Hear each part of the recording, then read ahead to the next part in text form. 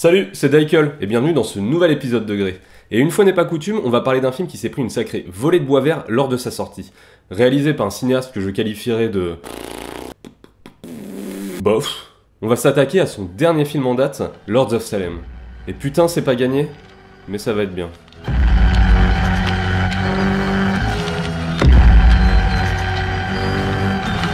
Alors encore une fois, pour parler correctement du film, je vais être obligé de spoiler l'intrigue, alors si vous l'avez pas vu, je vous invite à cliquer ici.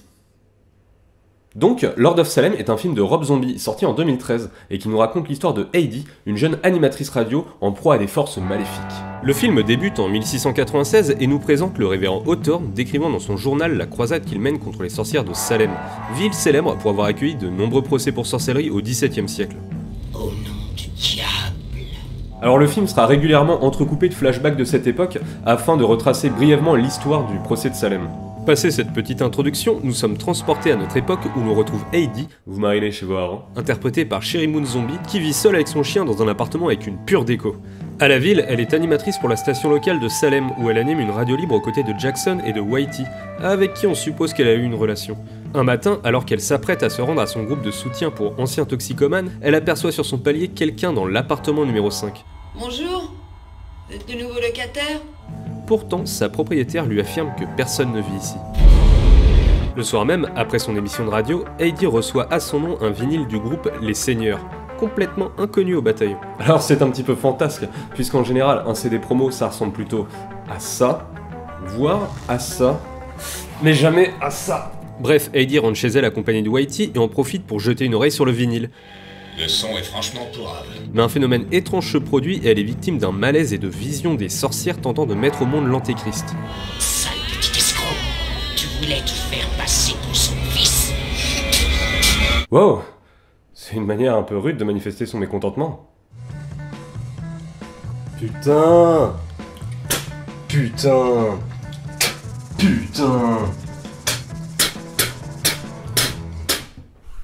À partir de ce moment, des choses étranges commencent à se passer, impliquant des gris-gris, des apparitions de démons et des sorcières momifiées. Mais Heidi ne semble pas s'en rendre compte. Le soir suivant, l'émission accueille à la radio le professeur Francis Mathias, un spécialiste du procès des sorcières de Salem. Après son interview, l'équipe décide, pour rester dans l'ambiance, de passer le morceau des Seigneurs à l'antenne. Je crois savoir que Heidi a quelque chose de très spécial à vous soumettre aujourd'hui. Ce qui provoque une transe chez toutes les femmes de la ville. Francis, lui, est intrigué par le nom du groupe qui lui rappelle une vieille histoire de sorcellerie. Les Seigneurs de Salem. J'ai déjà entendu ça. En rentrant chez elle... Wow! Attends, tu voudrais pas arrêter de laisser traîner tes merdes? Heidi se fait matrixer par sa proprio et ses deux sœurs, qui l'invitent à boire un coup et en profitent pour lui lire les lignes de la main. Les pensées perverses qui brûlent à l'intérieur de ton crâne, jusqu'à exploser dans le suc coulant entre tes jambes. Pas inquiétée par ce qui vient de se passer, Heidi regagne son appartement, mais elle est inexplicablement attirée par la porte numéro 5, où va se dérouler la plus étrange PMA de l'histoire.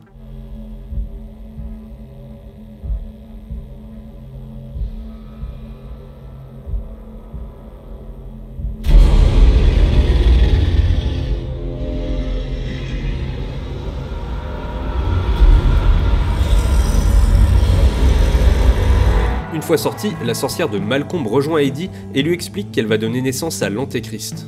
Engendre notre roi! Au réveil, elle n'a aucun souvenir de la nuit passée, mais son moral en prend un coup et elle est de plus en plus sujette à des visions blasphématoires. Pendant ce temps-là, Francis continue ses recherches et découvre dans le journal de Jonathan Hawthorne que les sorcières se faisaient appeler les Seigneurs de Salem. What a twist! Il découvre aussi une partition correspondant à la même mélodie que le morceau du vinyle, ce qui tombe à point nommé puisque l'on apprend par Jackson que les Seigneurs se produiront à Salem ce samedi soir. Pour un soir seulement. Et nous avons des tickets d'entrée. Un concert gratuit d'un groupe totalement inconnu dans une ville de province? De son côté, la santé mentale d'Heidi décline et à bout de force, elle finit par retomber dans la drogue. Les trois sorcières d'Hocus Pocus décident d'en profiter pour l'isoler de ses proches afin de s'assurer que le rituel de fécondation se déroule correctement. Entre-temps, Francis découvre qu'Heidi est la descendante directe du révérend Hawthorne et que les sorcières veulent prendre possession des âmes de toutes les femmes de Salem. Voulant la prévenir, il se rend chez elle mais se retrouve confronté aux trois sorcières. Êtes-vous venu ici pour enfoncer votre piste curieuse dans sa tête et baiser son esprit, monsieur Mathias? Je crois qu'il faut que je... Oh non! Donc le soir du concert arrive et Whitey passe prendre Heidi pour l'accompagner, mais elle rentrera toute seule dans la salle comprenant son funeste destin. A l'intérieur se déroule alors une grande cérémonie préparée par les sorcières de Salem, suivie d'un trip psychédélique et blasphématoire de plusieurs minutes. Pour toujours et à jamais, la puanteur de l'enfer et l'odeur fétide de la décomposition des chairs des années empliront nos narines. Pour toujours et à jamais, nos oreilles seront emplies des hurlements de douleur des suppliciés. Pour toujours et à jamais. Et tout ceci débouche finalement sur la tant attendue naissance de l'Antéchrist. Et c'est là-dessus que termine Lords of Salem. Bon, bah ça avait pas l'air si horrible que ça. Afin de comprendre pourquoi le film s'est fait chier dessus, je vais quand même vous faire un déroulé de la carrière de Rob Zombie, histoire de partir sur de bonnes bases. Alors Rob Zombie est à l'origine le frontman du groupe metal White Zombie. Évoluant en début de carrière au sein de la scène noise new-yorkaise, White Zombie a rencontré le succès au début des années 90 en glissant vers un style plus proche de la fusion, intégrant des influences metal, indus et funk. Et c'est un point important, parce que ce mélange improbable d'influences est ce qui caractérisera sa carrière cinématographique par la suite. A l'époque, Rob Zombie fait office de directeur artistique au sein du groupe. Il s'occupe de son identité visuelle, réalise les flyers et dirige même plusieurs de leurs clips. Et déjà, on pouvait remarquer son attirance pour le cinéma bis et l'esthétique des freak shows. C'est donc naturellement qu'il continuera d'exploiter ce créneau dans son premier film, La Maison des Mille Morts, tourné en 2000 mais sorti en 2003 et uniquement en DVD chez nous. Initialement, le film fut produit par Universal et tourné dans ses célèbres studios de Los Angeles. Mais une fois le métrage fini, le studio, refroidi par sa violence, se rétracta. Et il aura fallu attendre 3 ans pour que Lionsgate récupère les droits de distribution. Bon alors je vais vraiment parler très brièvement de La Maison des Mille Morts, mais disons que c'est une variation burlesque autour de Massacre à la tronçonneuse de Tobe Hooper. En fait, Rob Zombie lui reprend le concept de la famille redneck dégénérée et l'enrichit de quelques éléments propres à son univers. La Maison des Mille Morts a pour qualité de revenir à une horreur sale et violente à une époque où les studios sont toujours coincés dans la mouvance post-scream. On rajoutera que le film est en quelque sorte précurseur dans son retour à une esthétique de la brutalité, puisqu'il est sorti seulement quelques mois avant le Massacre à la tronçonneuse de Marcus Nispel, qui a relancé la mode des remakes des vieilles gloires de l'horreur. Mais malgré tout, La Maison des Mille Morts n'est pas vraiment ce que j'appellerais un bon film. Le problème est qu'il ressemble beaucoup trop à un long clip de Rob Zombie au style éclaté et à la narration erratique. Il y a bien des fulgurances, mais elles sont régulièrement rattrapées par un étalage de références gangrénant le récit. Bon, il n'empêche qu'il a rapporté bien plus que sa mise de départ de 7 millions de dollars et est devenu assez rapidement un film culte. Et oui, culte n'est pas forcément synonyme de qualité. Vous avez un truc derrière l'oreille là, Fort de son expérience, Rob Zombie se lance 2 ans plus tard dans ce que beaucoup considèrent comme son meilleur film à ce jour, The Devil's Reject.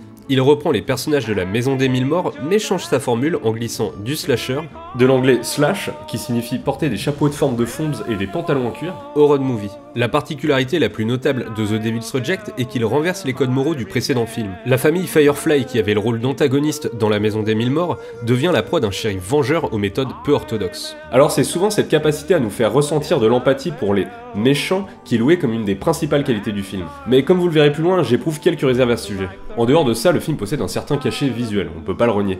Mais Rob Zombie essaye tellement d'écrire des personnages cool et impertinents que les dialogues sonnent souvent forcés et artificiels.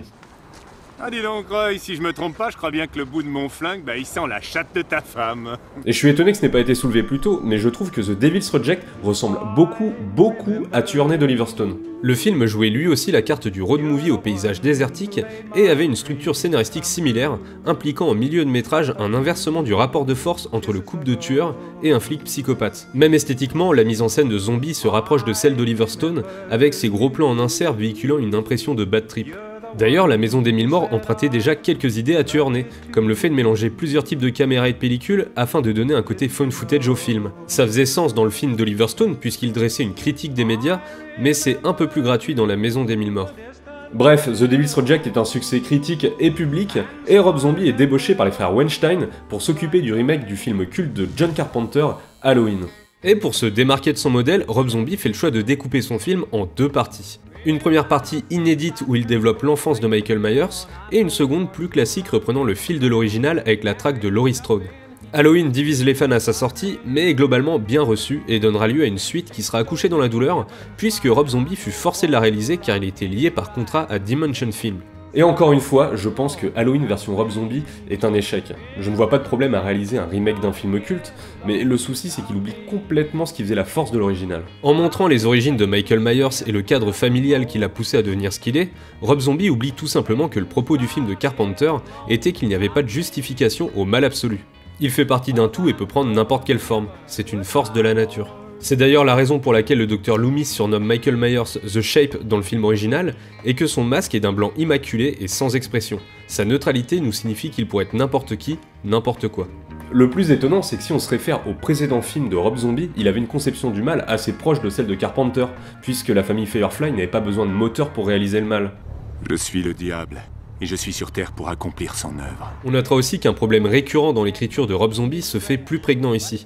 Le cinéaste aime tellement les antagonistes qu'il délaisse complètement ses personnages positifs. Le spectateur n'éprouvant alors aucune empathie pour ces derniers, la tension s'en retrouve désamorcée. Et selon moi, c'est pour cette raison que The Devil's Reject est considéré comme le meilleur film de son auteur. Les antagonistes étant transposés en héros, le spectateur peut enfin éprouver de l'empathie pour les protagonistes. Bon, il n'y a pas que du mauvais dans ces deux Halloween. Le Michael Myers de Zombie, brutal et proche de l'animal sauvage, à l'opposé du tueur placide de Carpenter en fait, est un parti pris intéressant qui fonctionne bien à l'écran. Et Halloween 2, enfin débarrassé du cahier des charges des remakes, remonte considérablement le niveau et se permet quelques digressions le rendant à mes yeux bien plus personnel. Donc pour résumer, le cinéma de Rob Zombie est un cinéma à l'esthétique et à la mise en scène inventive, mais à l'écriture inégale et à l'utilisation de références un peu poussives. Maintenant que vous avez ça en tête, on va pouvoir s'attaquer à Lords of Salem. Quand Blumhouse Productions, à qui l'on doit la série des Paranormal Activity, contacte Rob Zombie, elle lui demande s'il serait intéressé par la réalisation d'un film avec un faible budget et un planning de tournage court sur le thème de l'occulte. Rob Zombie, lassé de travailler avec de grands studios suite à l'expérience Halloween, accepte et ressort une vieille idée du placard sur laquelle il avait déjà écrit une chanson, Lords of Salem. Le film sera tourné sur seulement 5 semaines pour 1,5 million de dollars, soit le plus petit budget pour un film de Rob Zombie à ce jour. Et malheureusement, qui dit petit budget dit souvent prise de risque minimale. Le film n'a pas bénéficié d'une véritable campagne publicitaire et fera un tel four en salle sur le territoire US qu'il ne sortira qu'en DVD chez nous. Et pour couronner le tout, alors que jusque-là Rob Zombie semblait avoir un public fidèle, il semble en avoir laissé pas mal sur le carreau avec ce nouveau film. Voilà les principales critiques qui lui ont été faites. Tout d'abord, le film ne fait pas peur. Qui s'en fout ? On lui a aussi reproché la faible écriture de ses personnages, et principalement celui de Heidi. Elle est sommairement caractérisée, et même sa supposée relation avec Whitey semble avoir été apposée à l'histoire de manière purement fonctionnelle. C'est pas faux. On en a aussi dit qu'il était une belle coquille vide, empruntant un peu partout. Difficile de ne pas penser à la composition du cadre de Shining, à l'histoire de Rosemary's Baby, en passant par l'esthétique du cinéma d'Argento, de Fulci, ou même de l'échelle de Jacob d'Adrian Lyne. C'est pas faux. Et pour finir, on lui a simplement reproché son rythme lent et sa sobriété aux antipodes de l'hyperactivité habituelle de Rob Zombie. Et c'est pas faux. Le film prend son temps, les événements ne se bousculent pas, et aucune véritable tension ne semble habiter le récit. Bon, bah du coup alors c'est de la merde. Et bah c'est un petit peu plus compliqué que ça. Vous l'aurez compris, toutes les critiques faites envers Lords of Salem pointent des défauts déjà présents dans les précédents films de Rob Zombie, mais jusque-là, ça ne semblait pas poser de soucis. Comme on l'a vu, les problèmes d'écriture sont récurrents, surtout concernant les protagonistes principaux.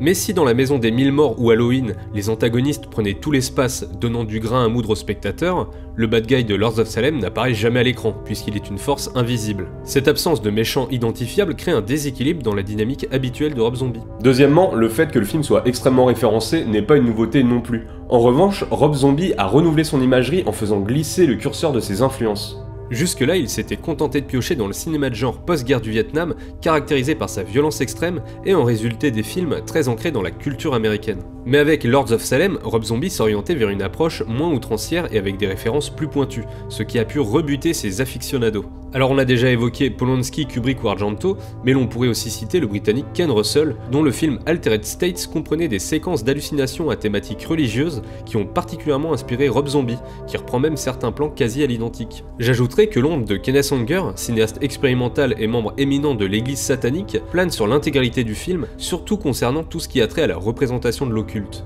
Pour l'anecdote, Zombie n'est pas un noob, puisque dans La Maison des Mille Morts, il avait utilisé le seul enregistrement sonore existant d'Aleister Crowley, une figure de l'occultisme.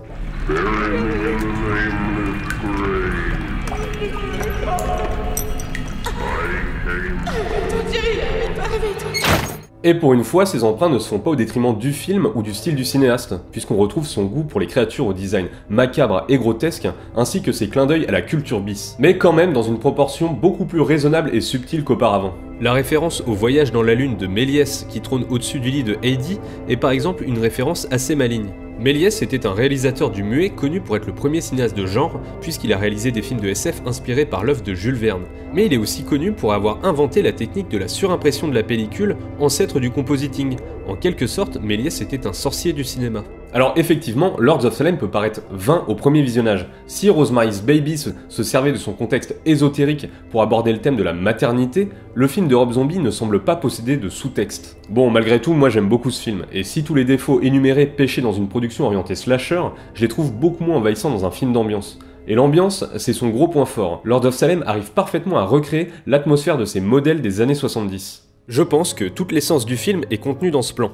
Surplombant les cadavres des femmes de Salem, Rob Zombie transforme Heidi en Antévierge Marie dans une représentation picturale très proche des peintures de la Renaissance. Tout au long du film, il développe une imagerie autour du culte des sorcières qui se rapproche d'un satanisme théiste, en opposition avec le traitement superficiel réservé aux productions actuelles. En effet, on a pu voir depuis quelques années dans le cinéma de genre une recrudescence de l'imagerie satanique, passant avant tout par l'utilisation de symboles éculés et toujours liés au christianisme. Le problème, c'est que ces symboles sont utilisés pour leur évocation blasphématoire dans l'imaginaire collectif, mais sont dépossédés de toute cohérence avec le récit ou le contexte. En les détournant de leur sens premier, l'industrie cinématographique les a vidés de leur force évocatrice et a contribué à les transformer en clichés. Si vous écoutez un peu de black metal, vous comprendrez très bien ce que je veux dire.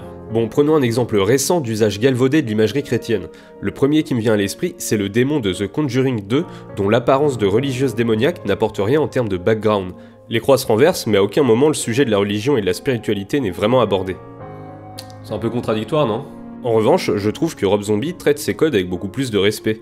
Il évite consciencieusement le chiffre 6 et utilise cette imagerie avant tout pour appuyer la cohérence du culte en tant que reflet du christianisme. Par exemple, il calque la naissance de l'Antéchrist sur le même schéma que celle de Jésus, et Heidi sera inséminée sans aucun rapport sexuel, évoquant l'Immaculée Conception de la Vierge Marie. On peut aussi parler de la croix de couleur rouge en opposition à la pureté du blanc, et du fait que si Jésus apporte avec lui la renaissance et la vie éternelle, l'Antéchrist apporte lui la mort et la désolation. Cette vision théiste nous montre donc que le satanisme ne nie pas le christianisme, mais qu'il fonctionne comme un miroir. C'est cette théorie d'un monde inversé qu'on pouvait déjà retrouver dans un grand classique de l'horreur, Prince of Darkness de John Carpenter.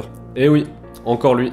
Et je pense que c'est là l'essence du cinéma de Rob Zombie, prendre des concepts que nous connaissons tous, mais inverser leurs valeurs pour déstabiliser le spectateur. Finalement, c'est déjà ce qu'il faisait avec le modèle de la famille dans Devil's Reject, et qu'il répète ici avec la religion. En conclusion, si Lords of Salem n'est pas exempt de défauts, c'est à mon sens le film le plus maîtrisé de Rob Zombie. Le récit, bien que dilué, fonctionne, et le soin apporté au background et à la direction artistique est particulièrement convaincant. Venant d'un cinéaste réputé pour son approche brutale du cinéma de genre, je trouve que c'est un pari assez osé pour être salué, surtout dans l'industrie américaine. Bref, j'espère que vous partagerez mon enthousiasme sur le film et que vous avez apprécié cette petite introduction sur le traitement de la religion au cinéma, parce que dans le prochain épisode, on va aller beaucoup plus loin.